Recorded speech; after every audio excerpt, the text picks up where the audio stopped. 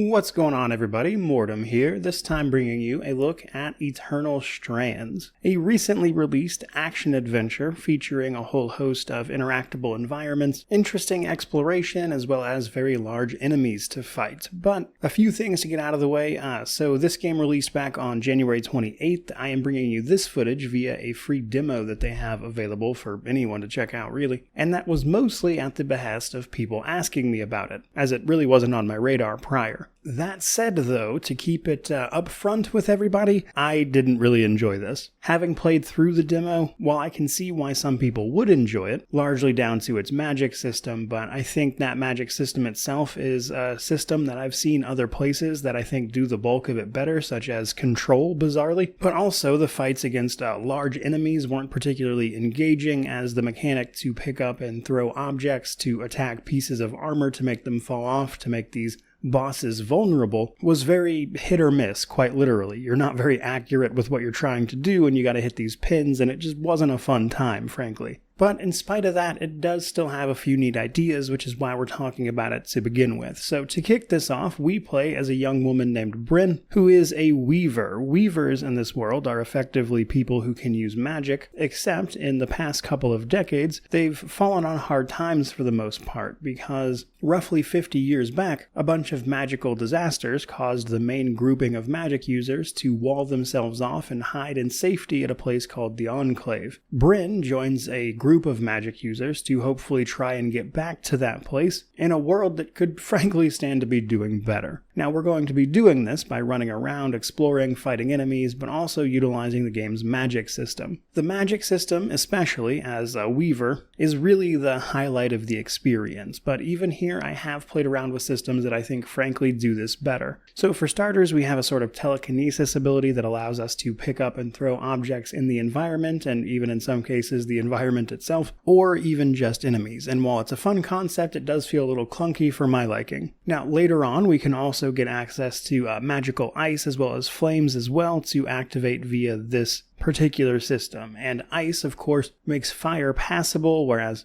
fire will burn down things and catch enemies on fire even, such as, any enemy covered in fur, basically. But again, the implementation there is a little clunky, down to everything from aiming to the fact that the game actively tells you to use ice to get past fire obstacles, but then the ice itself that you just put down is going to hurt you. And it feels like it could use a little more time in the oven for me. Now, I did want to mention that specifically before I actually talked about what I would honestly consider to be the game's biggest issue, and that is that it is, frankly, not launching at all for a large number of people. So I initially encountered this myself, looked at discussions and Steam forums and stuff, and basically the game is crashing a lot for a lot of people. Now, I was initially unable to start the game at all, but was quickly able to identify the issue, which was an NVIDIA plugin, and driver updates didn't seem to fix this, so I just tried renaming the file, and that got the game to actually launch long enough to play it. But it's going to be a problem for sure, and the fact that I was able to find many threads on this proves it's definitely not just a me problem. But otherwise, Eternal Strands here will see us running expeditions out of our sort of main base. We'll be able to pick up materials as we're going about these expeditions, and we'll be able to fight bosses for strands. We can turn strands into upgraded magic to make us better at what we do, and then the resources can be used to either craft and reforge equipment, or simply turn it into camp supplies and upgrade the various stations around the camp to help you out. Now, the reforging system I did enjoy. Basically, there's a bunch of tiers of materials out in the world for you to pick up, and you can use these to reforge your gear or craft new gear basically whenever. But the reforging in particular allows you to replace certain aspects of an item with better materials, thus upgrading the stats, which I thought was a nice touch. And it looks like there's a full equipment system and everything, different weapons to use, the stuff you would expect from an action adventure. And that seems to form the bulk of the progression. Now, gameplay-wise, you seem to be able to go on expeditions, like I mentioned, into set areas. This does not seem to be a roguelike situation. It seems to be pretty set in stone.